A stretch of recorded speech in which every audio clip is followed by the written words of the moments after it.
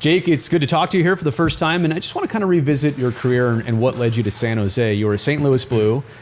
You wore the winged wheel of the Detroit Red Wings for a handful of years, and now here with San Jose. I feel like the one commonality is St. Louis, Detroit, San Jose, strong organizations. Is that maybe what you see as being similar between all your stops so far? Yeah, I would say probably the history of hockey in those cities is huge. Obviously, growing up in Toronto, Toronto, one of the original 6 teams, also with a huge history. So I've always kind of been centered around hockey, and was really excited to be drafted by St. Louis, that huge hockey history, and then obviously moving to Detroit, another original 6 team. So.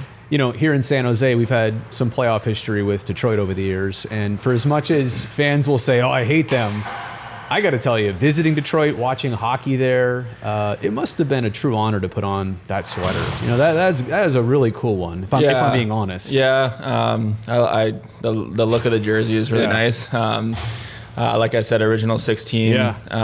But yeah, like you said, kind of just arriving in that city, you kind of feel the blue collar hard work.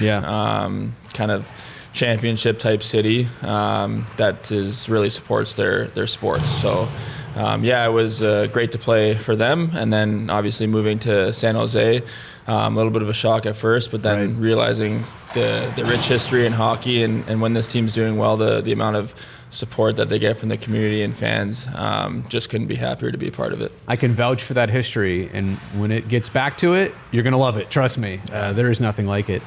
I know it's been a rough team season here, just in terms of results and expectations, but things are growing, and we all know the bigger picture here. How do you view yourself individually this season, and can you detach how your season is going from maybe sometimes how the overall team situation is going?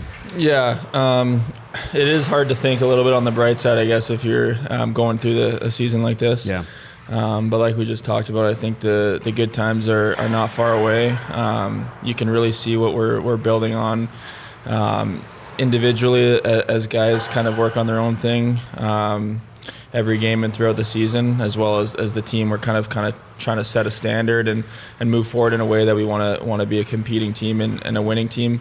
Like you said, personally, I think it was a big opportunity for me coming in. I know it was a little bit of a younger team, and being able to kind of step into that role where I can be a little bit of a veteran presence, but also build my own game and kind of shape the player that I want to be. I think I've really been given the opportunity to kind of build a mold of the type of player I want, and each game just trying to prove it more and more as we keep going. So I think the more this team turns into a winning team, a championship team, everybody's identity will come out, and I'm just really excited to kind of be a part of that. So this next question is not on the ice at all. I know where you fit on this team on the ice, that's clear. How about in the room? Because at 28 years old, you're not 18, you're not 19, you're not 20, but you're also not mid-30s. How do you kind of see maybe being one of those interesting bridge people in the room where you can maybe appreciate and associate with everybody? That's kind of it. I can associate with everybody in certain ways, and but especially the younger guys. I'm somebody that kind of stays with the trends that are going on in the social world, and you're accepted by the youngins. Right, exactly. So if they have a meme or something that you know about it, I'm ahead of them already. So I've seen the video that they're going to show me, and they get excited to show me certain things, and I'm talking about the young guys in that sense. Can I tell you something depressing? It's like when you get into your mid-30s and eventually close to mid-40s like me, and you don't understand everything, or you have to have things explained to you, it's not fun. You really do feel left out. Like because I used to pride myself in that too. Oh, I know what the kids are talking about.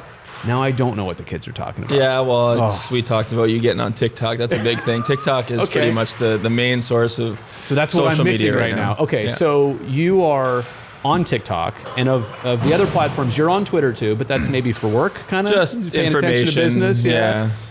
And you're saying you're tailing away from Instagram a little bit.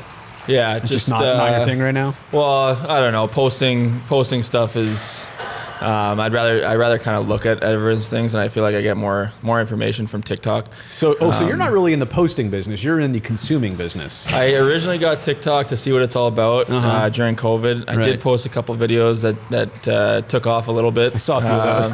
not to brag, but couple million. We're done with those. Millions. We're done with those videos now, but they're still up there. Yeah. And no, it's pretty much just every single trend. I'm right on it. I see it. I'm a part of it. So you're saying that if I get on TikTok, I will not be as left out in like pop culture stuff. I think you'll young person stuff. Okay. Understand a lot more of what's going on. Right. I'm signing up for TikTok as soon as this is over. We got a young team, and to be a part of it, you kind of need to know what's going on. Hey Macklin, hey Will, look at this. Look what I got. Exactly. Let's talk about plus minus. And right now, as we record this, you're a +1 on the season. There's not too many plus players on this team. That's just the nature of where things have been. As a defenseman, I know plus minus is attached to like a lot of play and their play and how things are going. Is plus minus a fair thing? Is it an unfair thing? How do you see it? It's a really tough stat to judge. Like I said, I pride myself on that part of the statistics, I guess, and to a certain degree, it does kind of contribute to the way that you're playing. But it's also that stat is also pretty much a team stat. Yeah. Normally, when the team's in the minus, most players are in the minus, and the other way around. So that's one of the things that we've kind of talked about, and having that pride to play defense first, and kind of working out from there is what we're all kind of working towards. And obviously, plus minus, you can take it how it is, but we're trying to get most of our players into the positives.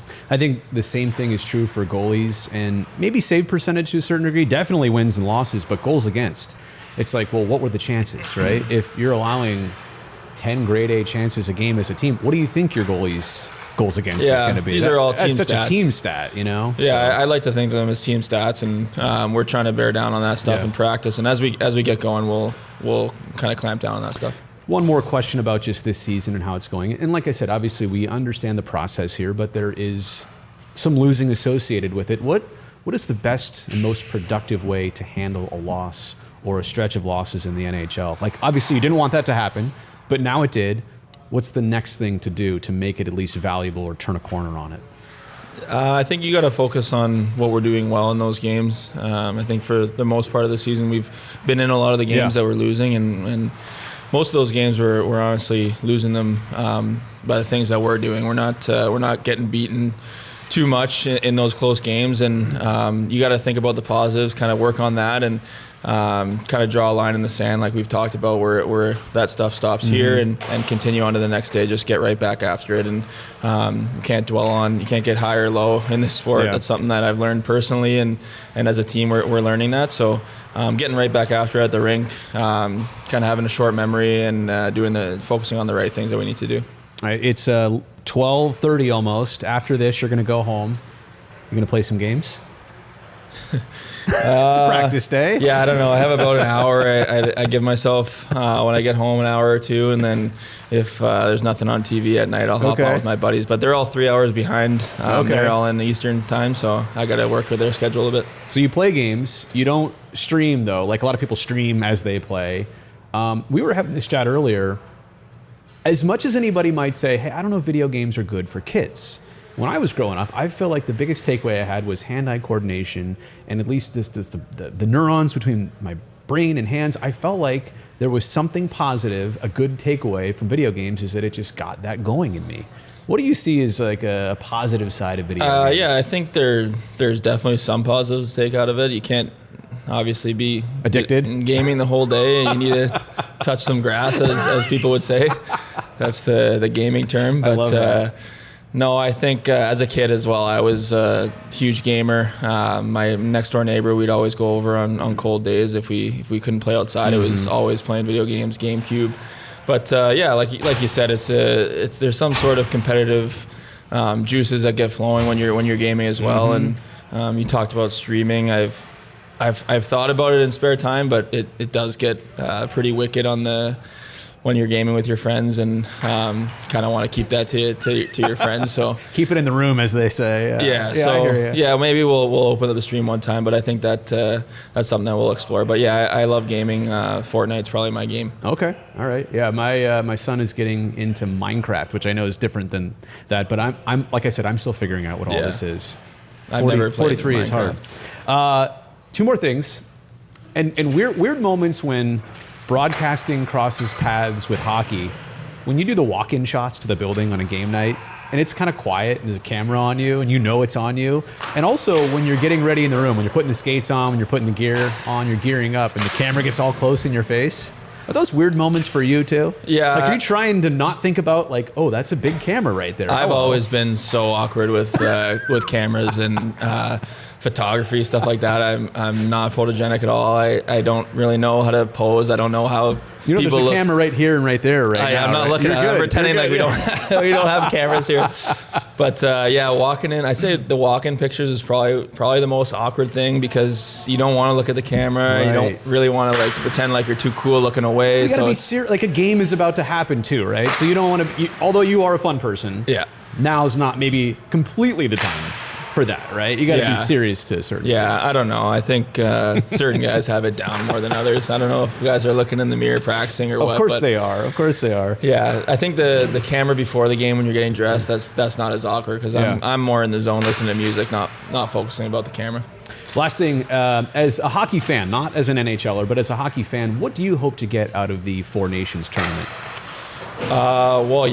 It'll be really exciting to watch. I'll be on vacation watching it, so there you go. I'll have a nice maybe cocktail and sun on me watching it. But that's what you hope to get out of this. I like that. It'll be a lot of pleasure watching hockey for sure. But